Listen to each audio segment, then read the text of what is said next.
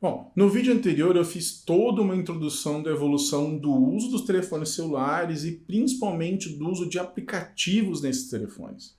Mas por que todo esse detalhamento sobre algo que está lá para trás?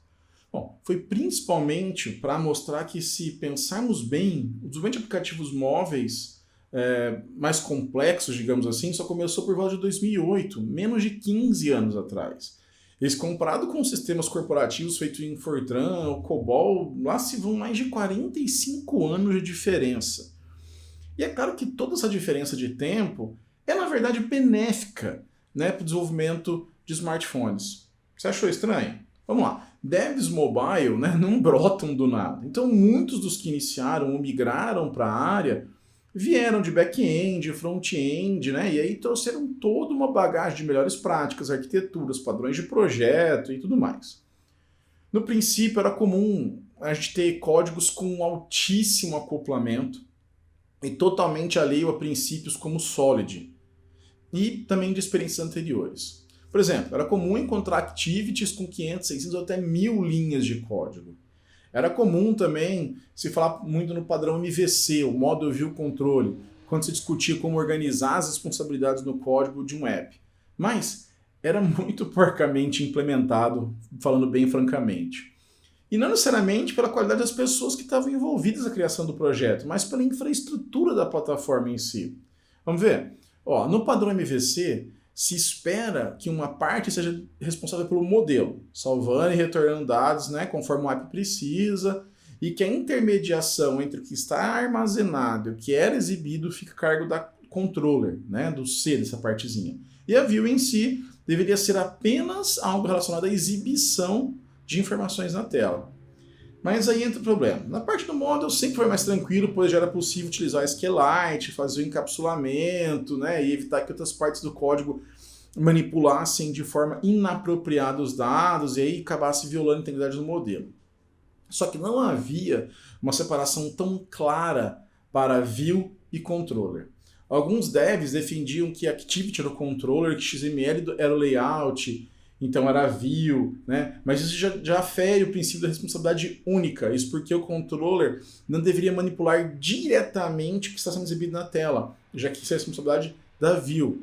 Bom, porém, né, sabemos que são justamente as activities que manipulam toda a interação com o usuário, definindo listener, botão, formatação, regra de exibição, fluxo e tudo mais. Então, alguns diziam que Activity era o controller e a view simultaneamente. Isso ajudaria a justificar o porquê de ter responsabilidades de UX, né, dentro de uma classe que deveria ser apenas o controller. Mas aí você gera um problema em duas frentes. Você continua violando o princípio de responsabilidade única e também está violando o encapsulamento de cada módulo nesse padrão no MVC, que eu já falei e já foi descrito há muito tempo atrás. Bom, aí chegou o Honeycomb e depois do Ice Cream Sandwich chegaram também os Fragments.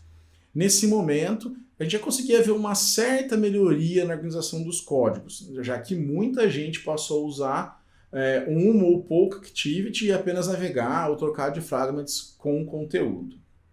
Mas ainda estava longe de ser a solução, até porque mesmo sendo uma classe diferente, ainda havia muita mistura de responsabilidades dentro dos fragments, e principalmente as activities, que passaram a ter controlado o fluxo de navegação também, troca de dados e comunicação entre os fragments, além de todo o gerenciamento de ciclo de vida e ainda assim também UX do aplicativo.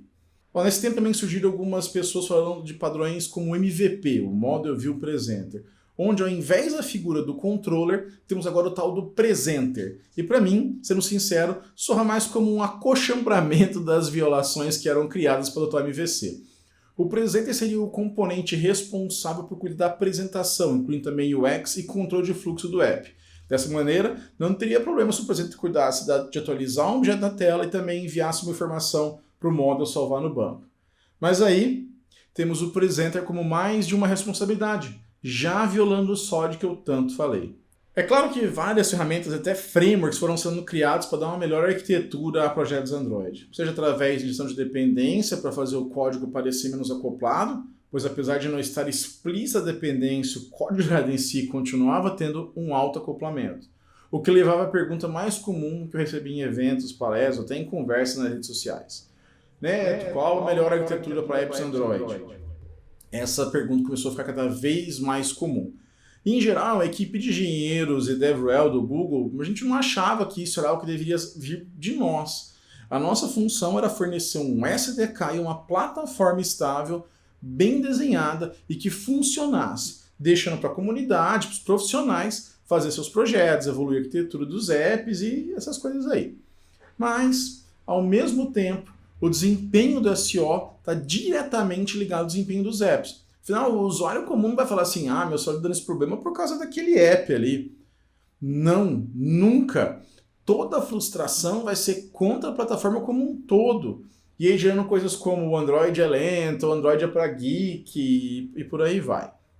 Então, ficava claro que havia ali uma necessidade de se criar alguma espécie de guia para orientar quem queria alguma ajuda na hora de definir a arquitetura do seu app Android.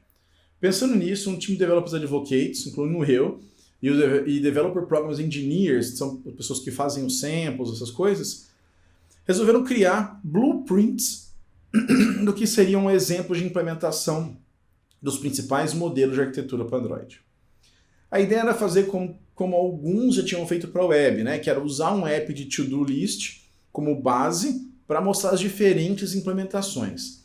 Rapidamente, o projeto se tornou extremamente popular no GitHub, mostrando que realmente a comunidade estava ansiosa sim para ter algo do tipo. Vários exemplos foram adicionados, novos forks, branches e bastante coisa evoluindo. Diferentes contribuições externas chegaram também, tornando o repositório ainda mais popular. Mas ainda tinha muito boilerplate para ser escrito, já que havia modelo de arquitetura, mas nada era componentizado ou encapsulado. E aí nasceram os Architecture Components. No Google I.O. de 2017 foi anunciada a primeira versão pública e beta dos Architecture Components, com o objetivo de ajudar a comunidade a criar apps mais profissionais, mais modularizados e que seriam menos frágeis, seguindo as boas práticas e também como evitar os erros mais comuns. Tudo foi tratado por componentes projetados para facilitar o ciclo de desenvolvimento. Os primeiros componentes lançados, como beta, foram Lifecycle, LiveData, ViewModel e Room. Eu diria que esses componentes são a base para que você consiga fazer apps profissionais e também para entender os outros componentes que foram sendo lançados depois. Junto com os componentes, o Google também lançou um site para desenvolvedores Android, um guia do que chamaram de Guia da Arquitetura para Apps. Esse guia vem sendo evoluído desde então, ao longo do tempo, e vem se mantendo atualizado. Esse guia fala de assuntos como experiência do usuário mobile, os princípios mais comuns de arquitetura e uma sugestão de arquitetura recomendada, que é a utilização do ViewModel para gerenciar o fluxo do app, que conta com LiveData para a parte de persistência de dados, que por sua vez se baseia em repositórios para buscar ou salvar dados. Agora, responder a pergunta qual a melhor arquitetura para apps é algo que podia ser muito pretensioso e até impreciso, na verdade.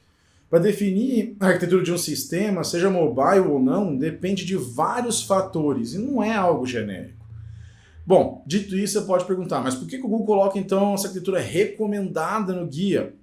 Pergunta justa, No próprio guia, tem logo de cara um aviso de que há inúmeras formas de se criar apps Android.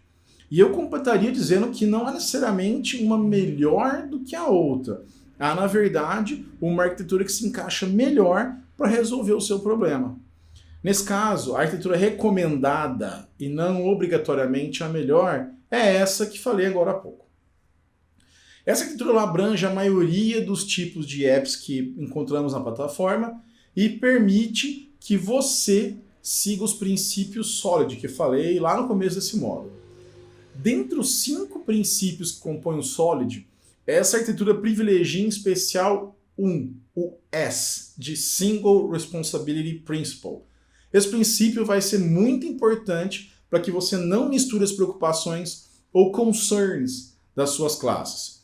Mantendo a separação das responsabilidades, seus componentes vão ser menos frágeis a mudanças externas, refatorações e possíveis extensões que podem ser feitas no seu código inicial. Os outros princípios também vão te nortear na hora de tomar decisões de arquitetura, mas para não jogar muita informação na sua cabeça, eu vou parar aqui pelo S. E aí, nos outros módulos, eu vou falando de cada um dos princípios conforme eles forem relevantes, tá bom?